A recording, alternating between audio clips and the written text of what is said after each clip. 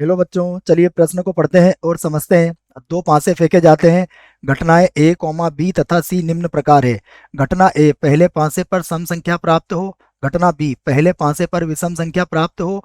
घटना सी, पांचों पर प्राप्त संख्याओं का योग 5 या फिर 5 से कम हो। तब ज्ञात कीजिए ए व बी। प्रश्न को हल करने से पहले प्रश्न के लिए हम मुख्य अवधारणा लिख लेते हैं, जिसकी सहायता से इस प्रश्न को हल करेंगे। तो प्रश्न की मुख्य अवधारणा, मुख्य अवधारणा में ए व बी को हम ज्ञात करना सीखेंगे। तो मुख्य अवधारणा,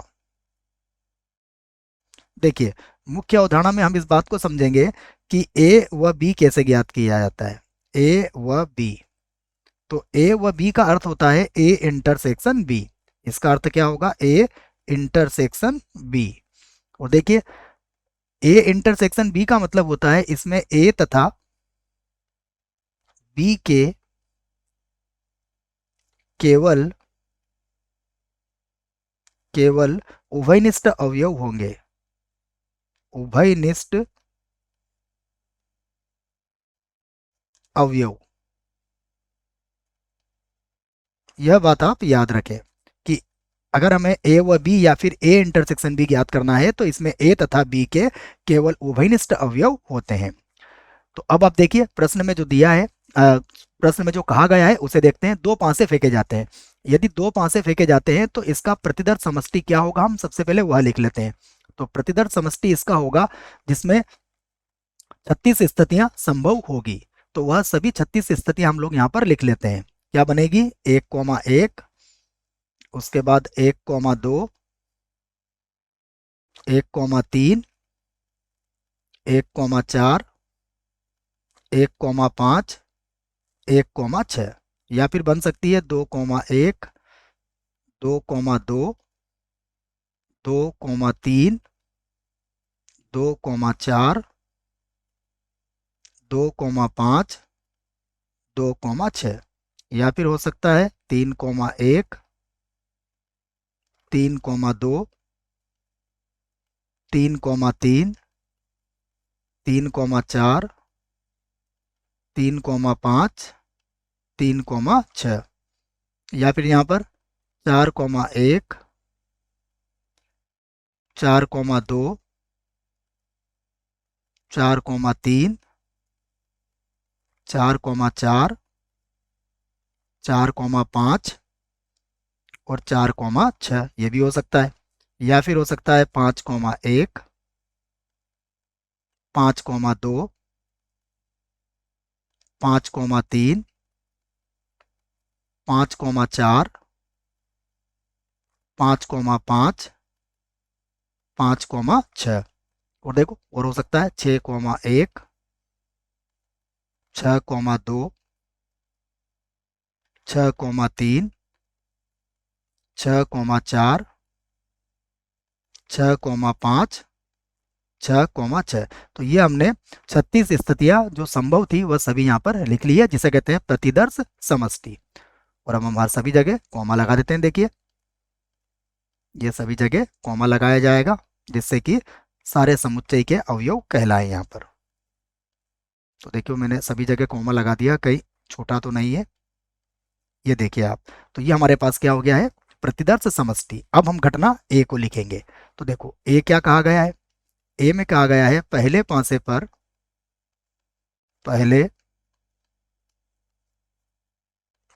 पर सम संख्या हो। सम संख्या हो। तो पहले पासे पर सम संख्या होगी, अर्थात क्या हो सकती है? 2, 4 या फिर 6। तो इसकी भी सारी स्थितियां लिख लेते हैं। 2,1, 2,2, 2,3, 2,4, 2,5, 2,6। देखो, या फिर हो सकता है 4,1,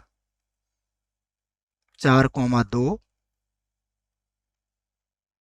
4,3, 4,4, 4,5, 4,6, या फिर देखिए 2, 4 या फिर 6 हो सकता है सम संख्या में। तो 6,1, 6,2, 6,3, 6,4, 6,5, 6,6। तो ये हमारे पास क्या हो गया, घटना ए हो गई। अब घटना बी जो है उसको भी लिख लेते हैं। देखो घटना बी में कहा गया है, उसको हम लिख देते हैं पहले पांसे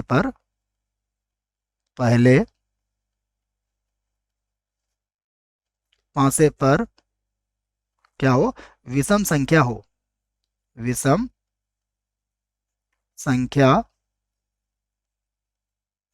हो। तो पहले पांसे पर यदि विषम संख्या है तो विषम संख्या में क्या क्या हो सकता है। देखो विषम संख्या में हमारे पास, उसके पहले एक काम करते हैं, हम सभी जगह कॉमा लगा लेते हैं ना, उसके बाद फिर इसको लिखते हैं। पहले इसके सारे कॉमा हम यहाँ पर लगा लेते हैं, जिससे कि यह समुच्चय संपूर्ण रूप से लिखा जा सके। ये लिख दिया हमने। अब देखते हैं तो बी के लिए विषम संख्याओं में क्या क्या हो सकता है, 1, 3 या फिर 5। तो देखो फिर लिखेंगे हम 1,1, 1,2, 1,3, 1,4, 1,5, 1,6। यहाँ पर 3 हो जाएगा, तो 3,1, 3,2, 3,3, 3,4, 3,5, 3,6। देखो 3 के बाद क्या हो सकता है, 3 के बाद 5 भी हो सकता है, तो यहाँ पर हम 5 से भी बना लेते हैं। सबसे पहले मैं इसको 3 को लिख देता हूँ एक बार और अब देखिए ये बनेगा 5,1, 5,2, 5,3, 5,4, 5,5 और ये हो जाएगा 5,6। और देखो यहाँ पर भी हम सभी जगह इसको कॉमा लगा लेते हैं, जिससे कि ये व्यवस्थित हो जाए, समुच्चय के अवयव कहलाएं फिर। अब ये भी हो गया हमारे पास। अब हम यहाँ पर लिखते हैं सी। तो देखो सी में हमसे क्या कहा गया है, सी में कहा गया है प्राप्त संख्याओं का योग, संख्याओं का योग क्या है, 5 या फिर 5 से कम है। तो प्राप्त संख्याओं का योग यदि 5 या 5 से कम है तो योग क्या क्या हो सकता है। देखो योग हो सकता है सबसे पहले 2, तो 2 के लिए स्थिति क्या बनेगी, 1,1।